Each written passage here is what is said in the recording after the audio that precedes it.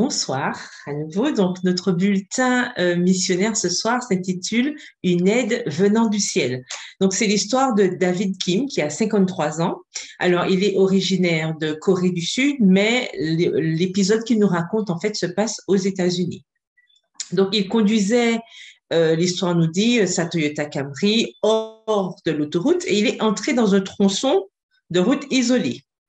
Donc, il était en train de suivre tranquillement les indications de son navigateur GPS pour se rendre à un rendez-vous important qui se passait dans l'État de l'Utah aux États-Unis.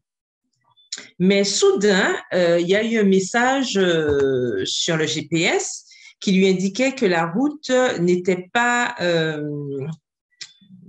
n'était pas conseillée. Donc, il a reçu ce message d'avertissement sur son portable, lui indiquant que la route devant lui était dangereuse et que seuls les véhicules tout-terrain pouvaient prendre le risque de circuler sur cette route. Mais il avait déjà parcouru une très longue distance, sa voiture était de taille moyenne et il se disait qu'il ne pouvait pas simplement faire demi-tour. Et il s'est posé la question, la route pouvait-elle être aussi mauvaise? Et bien sûr, il a appuyé sur l'accélérateur et il a continué. Quelques minutes plus tard, le voyant d'avertissement a de nouveau clignoté. Il a à nouveau ignoré. Puis, l'histoire nous dit que l'asphalte est subitement devenu un chemin de terre. Et finalement, la voiture a pris une petite montée et le moteur s'est arrêté. David a tourné la clé, il a tourné plusieurs fois, mais la voiture ne voulait pas redémarrer. C'était sans appel. Il a essayé à nouveau de tourner la clé, pas de résultat.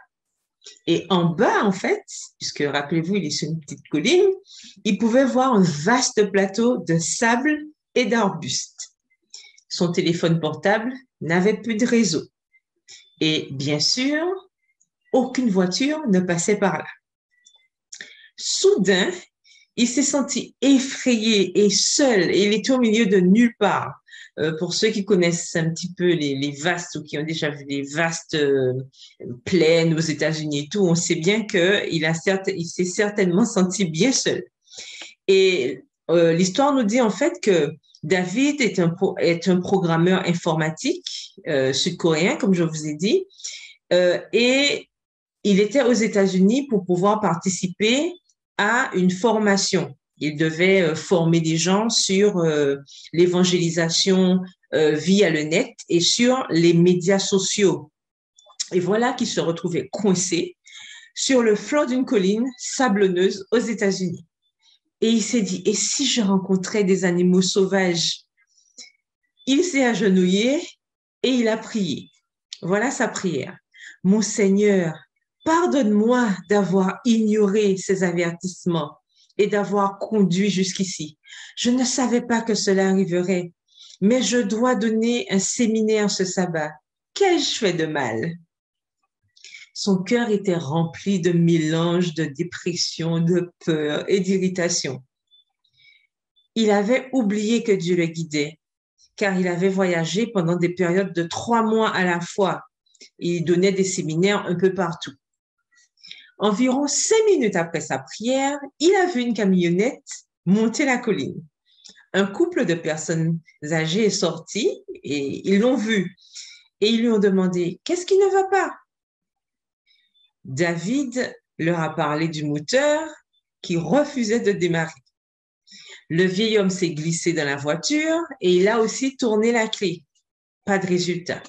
Il a rendu la clé à David et il lui a proposé de le conduire à une distance de 6 km à peu près, le temps que la zone couverte par le téléphone puisse, afin que le téléphone puisse fonctionner à nouveau. Comme ça, il aurait pu avoir du réseau. Et comme ça, David s'est dit qu'il pourrait appeler une dépanneuse pour obtenir de l'aide. Et bien sûr, la gratitude a rempli le cœur de David.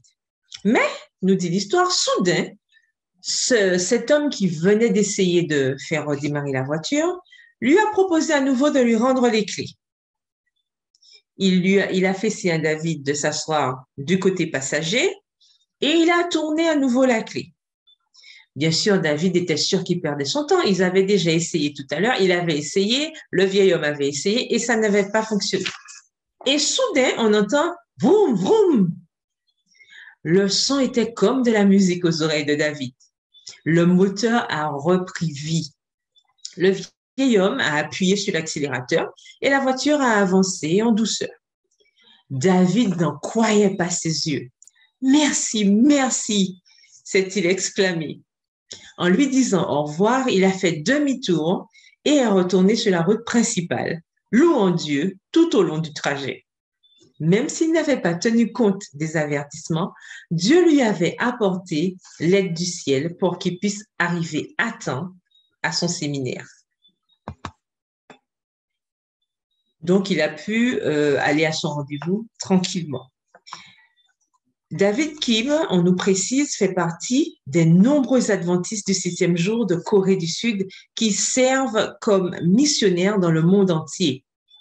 Ce trimestre, l'Église mondiale a l'occasion de soutenir 2 projets missionnaires du 13e sabbat en Corée du Sud. Un centre d'accueil pour les enfants immigrés dans la ville d'Ansan et un centre de sensibilisation missionnaire dans la ville de Daegu. Et dans la rubrique culturelle cette semaine, on nous apprend que les premiers Coréens à devenir adventistes du 7e jour, Lee Eung-young et Song Eun-cho, se sont convertis en 1904 à Kobe, au Japon, où Lee Eung-yoon a vu dans la rue une pancarte en chinois qui utilise des idéogrammes communs avec le Japon et le coréen. Et sur cette pancarte, il avait pu lire The Seventh Day Sabbath Jesus Second Coming Church, l'église du sabbat du 7e jour et du retour de Jésus. Il était déjà chrétien et était intrigué par cette pancarte. Après avoir enquêté, il a parlé à l'évangéliste Id Kunia, qu'il a invité à aller à l'église avec lui. Et les 2 hommes ont été baptisés. Song Eun-cho est ensuite retourné en Corée où il a commencé à diffuser le message. Plus tard, cette année-là, il a invité Id Kunia à venir aussi en Corée pour enseigner aux convertis. En février 1943, pendant la Seconde Guerre mondiale, les dirigeants de l'Église en Corée ont été arrêtés par la police japonaise et détenus en prison jusqu'à la fin de l'année. L'un d'entre eux est mort des suites des tortures qui lui ont été infligées en prison. 2 autres sont morts peu après leur libération et un autre plus tard.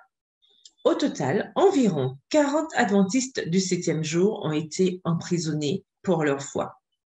Beaucoup d'autres ont fui vers les régions montagneuses de Corée et sont rentrés chez eux une fois la guerre terminée.